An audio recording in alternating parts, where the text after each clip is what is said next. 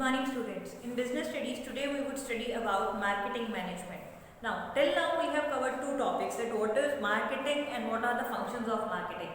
Today we would study इस chapter का structure क्या है and what are the contents that we need to study further.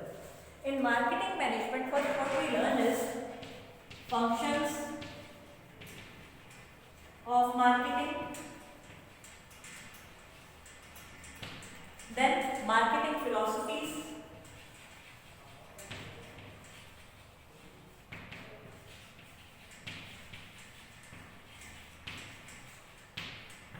after that marketing mix,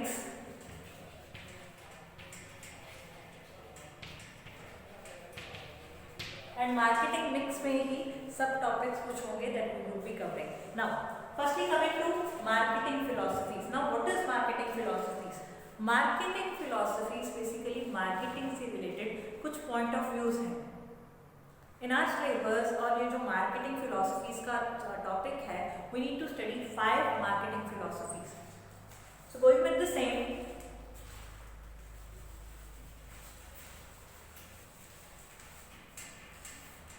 First marketing philosophy that I am having is production concept.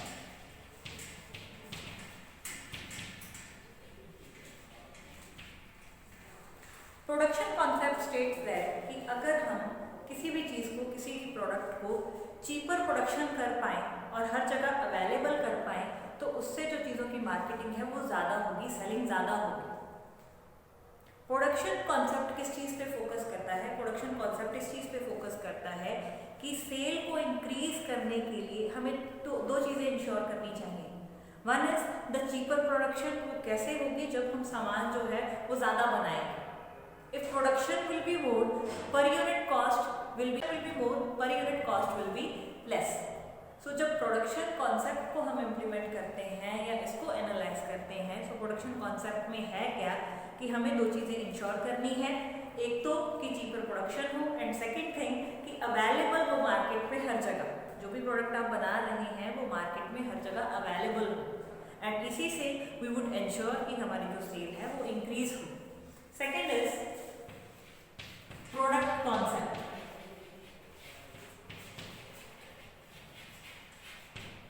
Product concept states that we should focus on the quality of the product if we want कि cell जो है वो increase हो जाए. If we compare production concept with product concept, production concept का focus क्या था? Cheaper production हो और हर जगह हमें अपना प्रोडक्ट जो है वो अवेलेबल करवाना है मार्केट में. लेकिन प्रोडक्ट कॉन्सेप्ट का फोकस कहाँ पे है? प्रोडक्ट कॉन्सेप्ट का फोकस है प्रोडक्ट की क्वालिटी इंप्रूव करने में, कि आपका जो प्रोडक्ट है उसकी क्वालिटी इंप्रूव की जाए, कुछ डिफरेंट किया जाए. Then third is selling concept.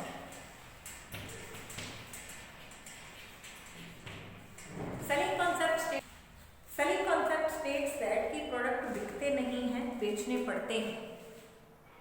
Products have to be sold. Now यहाँ पे if we talk about selling concept में फोकस कहाँ होता है? फोकस ना तो प्रोडक्शन चीपर करने में है, फोकस ना ही प्रोडक्ट की क्वालिटी इंप्रूव करने में है.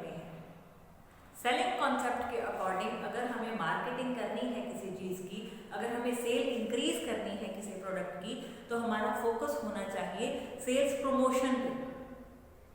कंज्यूमर को या जो भी हमारा कस्टमर है, जो भी क्लाइंट है, उसको अट्रैक्ट करने के लिए, उसको इतने अच्छे से प्रमोशन हमारे प्रोडक्ट का करने के लिए कि वो उस प्रोडक्ट को खरीदने के लिए आए. So selling concept states that the products have to be sold. And ये जो हैव टू बी सोल्ड है, ये जो फ्रेज मैंने बोला है, इसमें हमें करना क्या पड़ेगा? We need to focus on और we need to put the efforts on the promotional activities. Then fourth is marketing concept.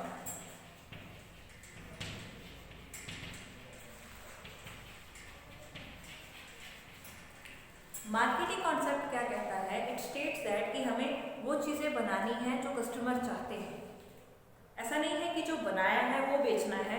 In fact करना क्या है? वही बनाना है जो बिक जाए. यहाँ पे मार्केटिंग कॉन्सेप्ट पे हम ना तो प्रोडक्शन चीपर करने पे फोकस कर रहे हैं, ना ही प्रोडक्ट की क्वालिटी पे फोकस कर रहे हैं एंड ना ही हम फोकस कर रहे हैं प्रमोशनल एक्टिविटीज पे. We are focusing on satisfying the needs and wants of the customers. किस तरीके का प्रोडक्ट उनको चाहिए, सोसाइटी में किस चीज़ की कमी है, कौन सी ऐसी चीज़ है जिससे लोगों का लाइफस्टाइल इंप्रूव हो सकता है, there we need to focus. Then next is societal marketing concept. Marketing concept, तो मार्केटिंग कॉन्सेप्ट में तो सिर्फ इतना ही था कि वही चीज़ें बनानी है जिससे लोगों की जो नीड्स एंड वांट्स हैं वो सेटिस्फाइड होंगे।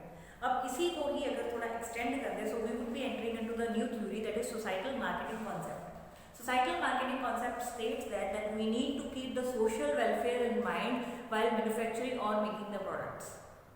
ठीक है, लोगों की नीड्स एंड वांट्स तो सेटिस्फाई करनी ही है, लेकिन उसके साथ साथ इन्वायरमेंट को भी हार्म नहीं करना है, सोशल वेलफेयर को भी ध्यान में रखना है, because in long term social welfare जो है इट इज गोइंग टू पे back the society. Right? So these are the 5 concepts or 5 marketing philosophies: production concept, product concept, selling concept, marketing concept and societal marketing concept. These are the 5 marketing philosophies. Next जो topic हमें study करना है that is marketing mix.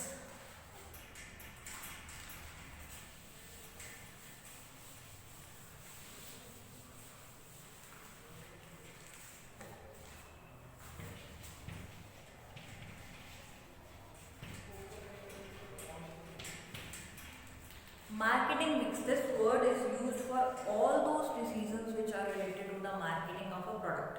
किसी भी product की marketing से related जो भी डिसीजन होंगे, छोटे से छोटे बड़े से बड़े, वो सारी चीज़ों को under an umbrella what we are calling it marketing mix. Then marketing mix को we are dividing in 4 categories और we can say 4 P's. One is product, second is price, third is place and fourth is promotion. Now product mix में क्या कुछ आता है?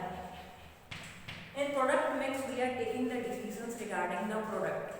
Product का size क्या होगा, प्रोडक्ट की वैरायटी कैसे होगी, प्रोडक्ट की ब्रांडिंग, लेबलिंग, पैकेजिंग कैसे होगी, ये सारी चीजें हम प्रोडक्ट मिक्स में स्टडी करते हैं। Then coming to price mix. In price mix we study all those factors which are related to or which will affect the price fixation of a commodity. किसी भी चीज़ को प्राइस फिक्स अगर हमें करना है तो बहुत सारे फैक्टर्स हैं जो उसको इफेक्ट करते हैं। प्रोडक्ट को बनाने में कॉस्ट कितनी आ रही है, प्रोडक्ट की डिमांड कितनी है, then government rules and regulations क्या हैं, ये सारी चीज़ें हम किस में कंसीडर करते हैं, प्राइस मिक्स में। Then coming to place mix. Place mix में वो सारे डिसीजंस आते हैं which are related to making the products available to the ultimate consumers.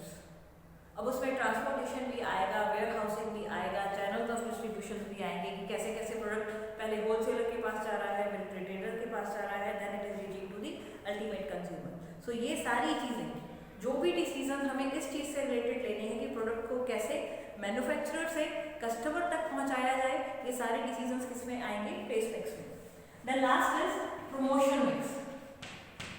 Promotion mix में it is related to all those decisions where we are using the promotional tools, different promotional tools to increase the sale of the product. और वो promotional tools कौन कौन से हो सकते हैं, advertisement हो सकती है, कुछ कॉन्टेस्ट हो सकता है, और there can be some kind of personal selling, salesman घर पे आके जो सेल करके जाते हैं, that is called personal selling. So these are the components of promotional mix. Now firstly coming to product mix. Product mix में हमें हमारे सिलेबस में कौन कौन से कंटेंट स्टडी करने हैं, branding,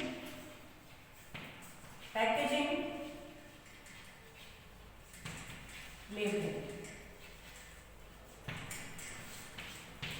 now firstly coming to the branding. Branding means giving a separate name to the product. Branding में हमें क्या करना है, एक यूनिक नेम, एक आइडेंटिफिकेशन देनी है अपने प्रोडक्ट को।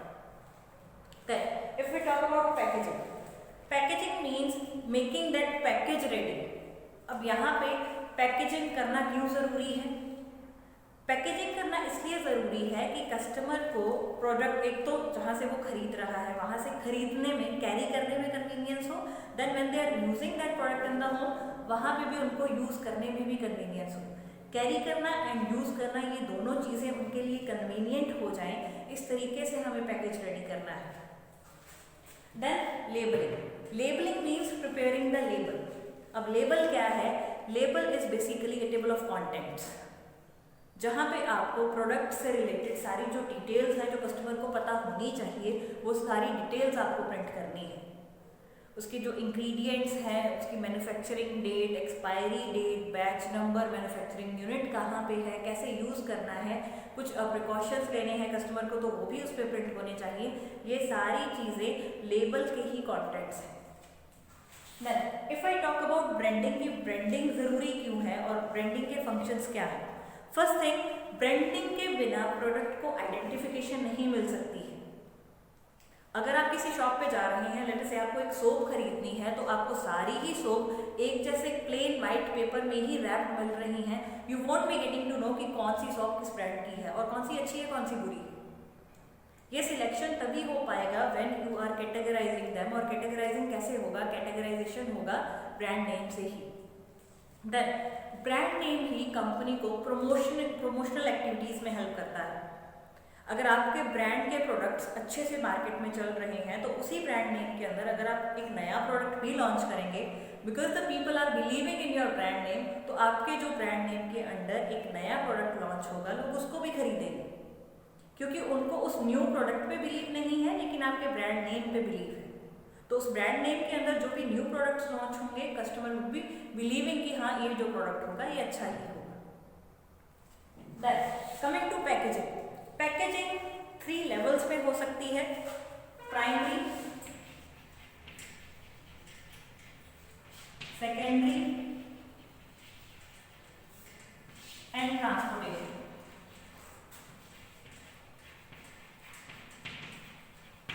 So let me make you understand it with an example. If I am buying a toothpaste, toothpaste की जो ट्यूब होती है वो एक फर्स्ट कवर है प्रोडक्ट पे, that will be called as primary packaging. Then उसी ट्यूब को I receive it in a box, एक जो कंटेनर मुझे मिलता है, जो मुझे बॉक्स मिलता है कार्डबोर्ड शीट का बॉक्स, उसको मैं क्या कहूँगी? That will be called as secondary packaging. Then जब ये बॉक्सेस को इकट्ठा करके एक बड़े से कार्टन में डाल दिया जाएगा ट्रांसपोर्टेशन के कन्वीनियंस के लिए, तो उसको मैं कौन सी पैकेजिंग कहूँगी? Transportation packaging. So these are the 3 levels of packaging, primary, secondary and transportation. And ज़रूरी नहीं है कि हर प्रोडक्ट में ये तीनों लेवल्स ही पूरे किए जाएं। It depends upon the type of product कि वहाँ पे प्राइमरी पैकेजिंग कौन सी है, सेकेंडरी कौन सी है, ट्रांसपोर्टेशन पैकेजिंग कौन सी है। Then coming to labelling, labelling से मैन्युफैक्चरर को क्या बेनिफिट है एंड कंज्यूमर को क्या बेनिफिट है। मैन्युफैक्चरर को ये बेनिफिट है कि उन्होंने जो भी रिस्पॉन्सिबिलिटी थी, जो भी उनकी एक इंफॉर्मेशन उनको कस्टमर को देनी चाहिए थी, वो उन्होंने ऑलरेडी लेबल पे प्रिंट करके दे दी। Now they are no more responsible कि अगर कंज्यूमर ये चीज़ें देख के भी गलत खरीद रहा है। If I talk about Green Marc और रेड मार्क, तो ग्रीन मार्क वेजिटेरियन के लिए होता है, रेड मार्क नॉन वेजिटेरियन के लिए होता है। So if customer is going and if I से कि मैं वेजिटेरियन हूँ तो मुझे वेजिटेरियन फूड चाहिए, I would be looking forward for that mark.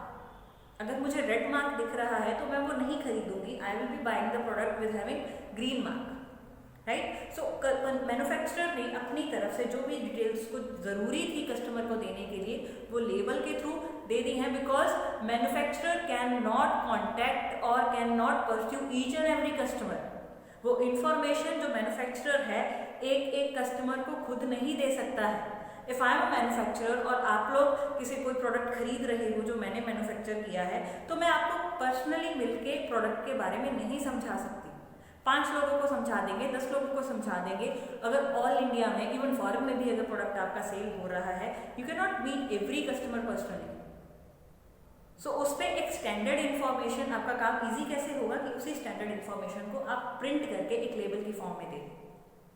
Then consumer को बेनिफिट क्या है? कंज्यूमर को ये बेनिफिट है, depending upon their preferences they would be buying the product whatever information they are needing that is already present in the label. अब किसी को diabetes है तो वो शुगर कंटेंट देखेंगे, किसी को व्हीट से एलर्जी है तो वो ग्लूटेन कंटेंट देखेंगे कि प्रोडक्ट कैसा है, कौन कौन सी चीज़ें होनी चाहिए। These are the thing. Now, in next video, we would be covering the contents of price mix, place mix and promotion mix. Thank you.